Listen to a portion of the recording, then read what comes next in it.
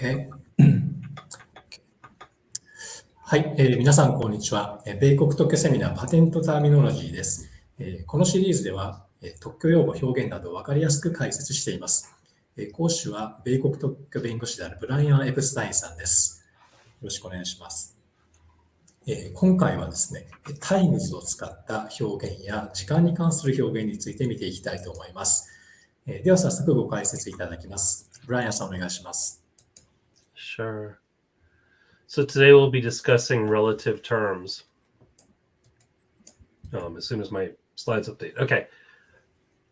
So is this? We'll begin with the idea of times increasing. And so when we translate phrases into something like, 4 times bigger or 3 times faster, this can be open to miscommunication. The reason is that the original authors sometimes intend to add the times, so example, 4 times bigger, to the original amount, right? That's literally what that means, in fact. So we've got 1 time, which is the original size of the object, and 4 more times bigger. And so the sum of the two, therefore, is 5. But because it only says 4 times bigger, it's open to misinterpretation that, it is the size of 4 of them. And therefore, these phrases could be more accurately translated as 5 times as big. Or if we're talking about speed, something like 4 times as fast. And the significance here is that, in a patent context, this kind of error is likely to result in written description issues if, for example, we want to claim the larger amount, right? Maybe we want to claim something that is 5 times as big, but we only have something that says, 4 times bigger. And maybe our examiner misunderstands that. And so we want to be very clear in terms of using these types of phrases. お願いします。はい、ここではですね、タイムズプラス増加を表す比較級という表現についてでした。で、この表現は非常に注意が必要だということで、これは元の量に元の量の何々倍を加えたものを意味するということがあるということで、つまり例えば4 times bigger の場合、この元の量にその4倍を足すことになるので、結局5倍の大きさを意味することがあるということです。で、したがってこういう表現は避けた方がいいということで、代わりに5 times as big とか4 times as fast などを使った方がいいとのことでした。では次に行きたいと思います。ブライアン、次お願いします。So, in the previous slide, we discussed something that's increasing. What if it's decreasing? So for decreasing quantities, we might have a phrase like 5 times slower. Pardon me. Let me mute myself here for a second. Sorry, I'm getting over a cold. We might have something like 5 times slower. In this case, that's just simply incorrect. The reason is that these decreasing quantities, like 6 times less, they don't exist, right? The idea, again, is that the original time is the one that exists. And if we take out 5 times, 5 times slower, we're subtracting multiple times from the original one. And so we have like -4 times, for example, which doesn't make any sense. And so therefore, these types of phrases are more accurately translated as proportions, like 1/5 as fast or 1/6 as much. And again, we're presenting these in a patent context. So here we're likely to encounter indefiniteness issues, right? It's not, it's just simply unclear what you could mean by this. You also might sometimes encounter enablement issues because, how can you enable a quantity, like a speed or, an amount of matter or whatever, that simply does not exist. お願いします。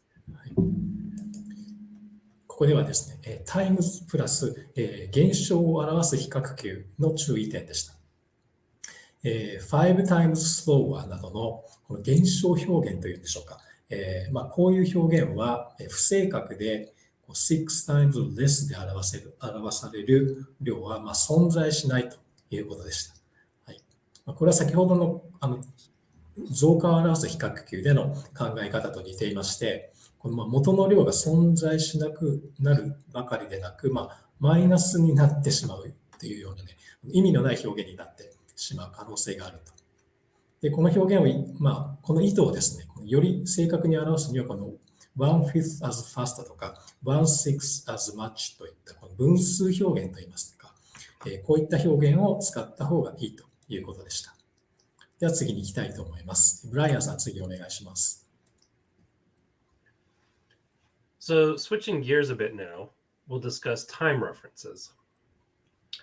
So a common phrase is biannual. And so the question, of course, is if something is biannual, does it occur twice a year or once every 2 years? And this has been languages are alive, they change over time. This is a shift that's occurred in my lifetime.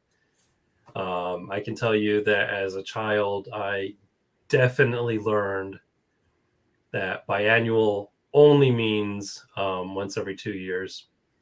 But I guess it's become widespread enough that now we don't know. The term is ambiguous. It could very well mean once every 2 years. And so how do we distinguish these terms, right? How do we distinguish these amounts of time? So for twice a year now, or still, we prefer the phrase semi-annual. It makes it clear that, semi is half and annual is, a year. So twice a year. For once every 2 years, we use a special word sometimes, and that's the recommendation, is to use the phrase biennial. It's similar to biannual, but we don't have that secondary meaning of it occurring twice a year. お願いします。はい、ここでは、時間に関する表現について見てきました。このバイアニュアルという表現は、1年に2回なのか、それとも2年に1回なのか、不明確なので、1年に2回の場合は、セミアニュアルを使って、2年に1回の場合は、バイエニュアルを使うことをお勧めするということでした。はい、では次に行きたいと思います。ブライアンさん、次をお願いします。So what about, that was a special situation for years. What if we're discussing weeks now? Right? What about something that occurs twice a week or once every 2 weeks? Well, once every 2 weeks should be biweekly. But when we talk about twice a week, we encounter the same issue as years, right? It can be semi-weekly, which again is preferred. Or in 2023, we can also use the phrase or the word biweekly. And again, we're trying to present this in a patent context. So now we're kind of looking at indefiniteness rejections because it's not clear what we mean.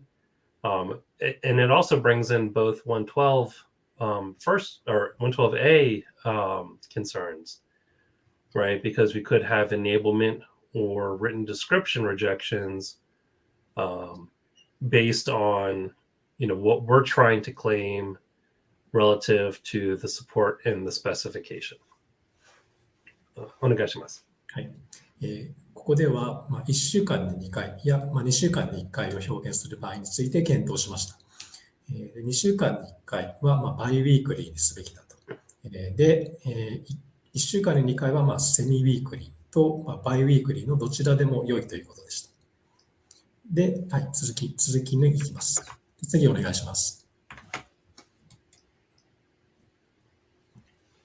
So, in terms of translating these, the best option is to just translate as what is meant, right? Translate it as twice a week, and then it's clear. But the problem is that sometimes our clients want, one-to-one translations, right? They want one word or, maybe 2 words in Japanese to correspond to 1 word in English. And in that case, we'll want to try to provide context, right?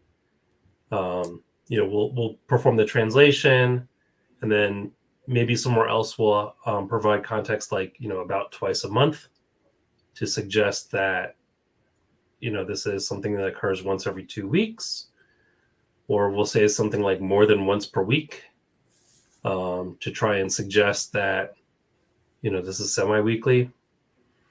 Or again, we'll explain parenthetically which meaning of biweekly is intended. If we have to use biweekly, again, because the client's insisting on this, like 1 or 2 Japanese words to 1 English word. Oshima-san, お願いします。はい。ここではですね、この最もいい翻訳方法というのは、意図されていることを、そのまま訳すことだと。例えば週に2回の場合は、twice a week とするのがいいということでした。ただし、筑語訳を求められる場合というのは、筑語訳をした上で、その上で、この筑語訳の意味をですね、括弧書きなどで説明できるのならした方がいいだろうということでした。はい。今回はタイムズを使った表現や時間に関する表現について解説いただきました。今回はこれで以上になります。ご質問や扱ってほしいトピックなどがありましたら YouTube のコメント欄に書いていただくか、スライド最後に記載のメールアドレスまでお気軽にご連絡ください。では本日もありがとうございました。失礼します。ありがとうございました。